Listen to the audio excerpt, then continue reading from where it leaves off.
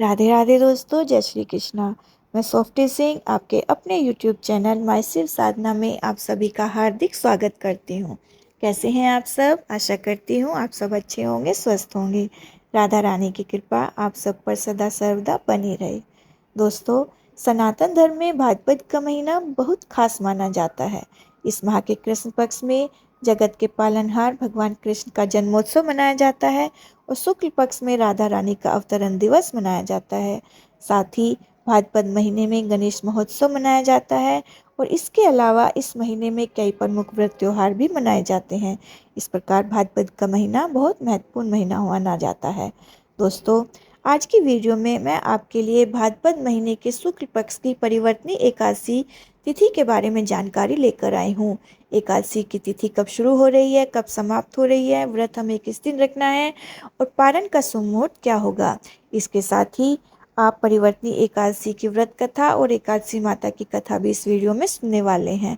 तो बहुत महत्वपूर्ण है, वीडियो पूरा अवश्य देखिएगा और प्लीज़ वीडियो पसंद आए तो उसे लाइक भी जरूर करिएगा। तो चलिए वीडियो शुरू करते हैं। दोस्तों, भाद्रपद माह के शुक्ल पक्ष की 10वीं तिथि के अगले दिन परिवर्तनी एकादशी मनाई जाती है। इस शुभ अवसर पर माता लक्ष्मी और भगवान विष्णु की पूजा अर्चना की जाती है। साथ ही एकादशी का व्रत रखा जाता है। आइए जानते हैं परिवर्तनी एकादशी की सही तिथि और शुभ मुहूर्त के बारे में। दोस्तों, एकादशी तिथि शुरू हो रही है 3 सितंबर की सुबह 3:53 पर और एकादशी तिथि का समापन हो रहा है 4 सितंबर की सुबह 4:21 पर। इस प्रकार उदया तिथि के अनुसार 3 सितंबर बुधवार को परिवर्तनी एकादशी का व्रत रखा जाएगा। एकादशी व्रत का पारण द्वादशी तिथि में किया जाता है। तो द्वादशी तिथि शुरू हो रही है 4 सितंबर की सुबह 4:21 पर और द्वादशी तिथि का समापन हो रहा है 5 सितंबर की सुबह 4:08 पर। हरिवासर की समाप्ति का समय है 4 सितंबर 2025 गुरुवार को सुबह 10:18 पर। इस प्रकार हम अपने व्रत का पारण करेंगे 4 सितंबर को सुबह 10:19 से लेकर 11 बजे तक। इस बीच अगर आप किसी कारणवश अपना व्रत नहीं खोल पाते हैं तो एक शुभ मुहूर्त हमें और प्राप्त हो रहा है, जो है दोपहर 1:36 से शाम 4 बजे तक। इस बीच आप अपने व्रत का पालन कर सकते हैं। दोस्तों, आइए अब हम परिवर्तनी एकादशी की व्रत कथा का पाठ करते हैं। आप प्रेम पूर्वक सुनिए। युधिष्ठिर कहने लगे, हे भगवान, भाद्रपद शुक्ल एकादशी का क्या नाम है? इसकी विधि तथा इसका महात्म्य कथा कृपा करके कहिए। तब भगवान श्री कृष्ण कहने लगे, इस पुण्य, स्वर्ग और मोक्ष को देने वाली तथा सब पापों का नाश करने वाली उत्तम वामन एकादशी का महात्म्य मैं तुमसे कहता हूँ, तुम ध्यानपूर्वक सुनो।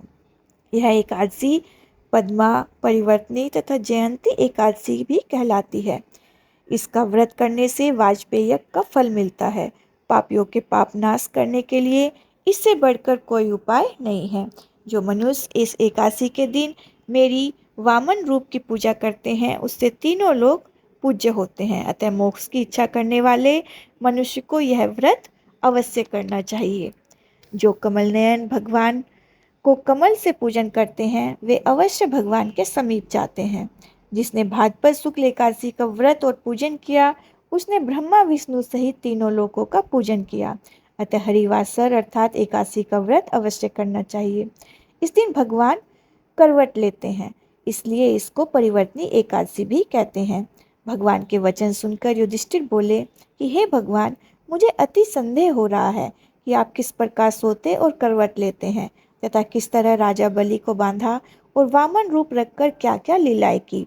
चातुर्मास के व्रत की क्या विधि है तथा आपने शयन करने पर मनुष्य को क्या कर्तव्य है, सो आप मुझसे विस्तार से बताइए। श्री कृष्ण कहने लगे, हे राजन, अब आप सब पापों को नष्ट करने वाली कथा का श्रवण करो। त्रेता युग में बलि नाम का एक दैत्य था। वह मेरा परम भक्त था। विविध प्रकार के वेद सूक्तों से मेरा पूजन किया करता था तथा नित्य ही ब्राह्मणों का पूजन तथा यज्ञ के आयोजन करता था। लेकिन इंद्र से द्वेष के कारण उसने इंद्रलोक व सभी देवताओं को जीत लिया। इसलिए सभी देवता सोच विचार कर भगवान के पास गए। बृहस्पति सहित इंद्रादिक देवता प्रभु के निकट जाकर वेद मंत्रों द्वारा भगवान का पूजन व स्तुति करने लगे। अतः मैंने वामन रूप धारण करके 5वां अवतार लिया और फिर अत्यंत तेजस्वी रूप से राजा बलि को जीत लिया। इतना सुनकर राजा युधिष्ठिर बोले कि हे जनार्दन, आपने वामन रूप धर के उस महाबली दैत्य को किस प्रकार जीता? श्री कृष्ण कहने लगे कि मैंने वामन रूप में बलि से 3 पग भूमि की याचना की और कहा कि ये मुझको 3 लोक के समान है। हे राजन, यह तुमको अवश्य ही देनी होगी। राजा बलि ने इसे तुच्छ याचना समझकर 3 पग भूमि का संकल्प मुझको दे दिया और मैंने अपने त्रिविक्रम रूप को बढ़ाकर यहाँ तक कि भूलोक में पद, भुवलोक में जंघा, स्वर्गलोक में कमर, महलोक में पेट, जनलोक में हृदय, यमलोक में कंठ की स्थापना कर सत्यलोक में मुख और उसके ऊपर मस्तक स्थापित किया। सूर्य, चंद्रमा आदि सब गण, योग, नक्षत्र, इंद्रादिक देवता और शेष आदि सब नागगणों ने विविध प्रकार से वेद सूक्तों से प्रार्थना की। तब मैंने राजा बलि का हाथ पकड़कर कहा कि हे राजन, एक पद से भूमि, दूसरे से स्वर्गलोक पूर्ण हो गए, अब तीसरा पद कहाँ रखूं? तब बलि ने अपना सिर झुका दिया और मैंने अपना पैर उसके मस्तक पर रख दिया, जिससे मेरा यह भक्त पाताल को चला गया। फिर उसकी विनती व नम्रता को देखकर मैंने कहा, हे बलि, मैं सदैव तुम्हारे निकट ही रहूंगा। विरोचन पुत्र बलि से कहने पर भाद्रपद शुक्ल एकादशी के दिन बलि के आश्रम पर मेरी मूर्ति स्थापित हुई। इसी प्रकार दूसरी क्षीर सागर में शेषनाग के पृष्ठ पर हुई। हे राजन, इस एकादशी को भगवान शयन करते हुए करवट लेते हैं, इसलिए तीनों लोकों के स्वामी भगवान विष्णु का उस दिन पूजन करना चाहिए।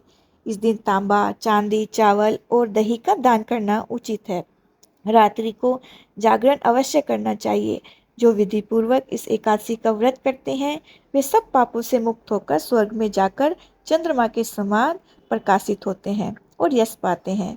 जो पापनाशक कथा को पढ़ते या सुनते हैं उनको 1000 अश्वमेघ यज्ञ का फल मिलता है। तो ये थी परिवर्तनी एकादशी की व्रत कथा। प्रेम से बोलिए विष्णु भगवान की जय, माता लक्ष्मी की जय। और अब हम एकादशी माता की कथा का पाठ करते हैं, आप प्रेम पूर्वक सुनिए। मूर नाम का एक दैत्य था। रावण और कंस की तरह वह भी बड़ा आतंक मचाता था। स्वर्ग में देवों सहित सभी को पीड़ा देता था। सब लोग उससे परेशान होकर श्रीमन नारायण की शरण में गए। भगवान ने कहा, मैं उसे संभालता हूँ, चिंता मत करो।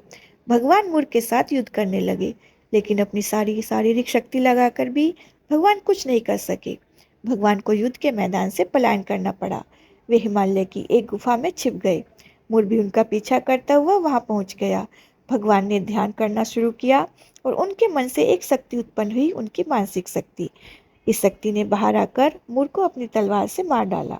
हम जानते हैं शरीर में 10 इंद्रियां हैं, 5 ज्ञान इंद्रियां और 5 कर्म इंद्रियां। 11वीं इंद्रिय है मन। संस्कृत में एकादशी का अर्थ है 11।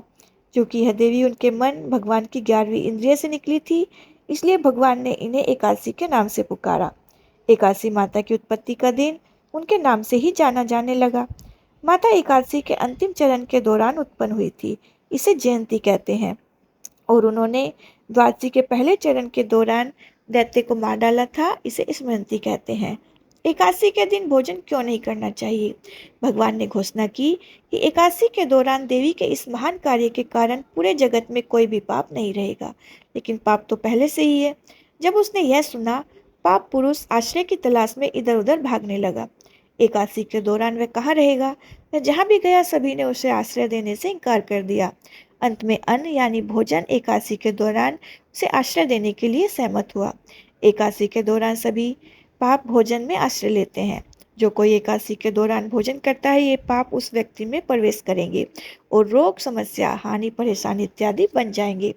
एकादशी देवी को विष्णु भगवान की कन्या भी कहा जाता है, क्योंकि यह भगवान की मानस पुत्री है। उनकी मूर्ति पुरी जगन्नाथ मंदिर और द्वारका धाम में है।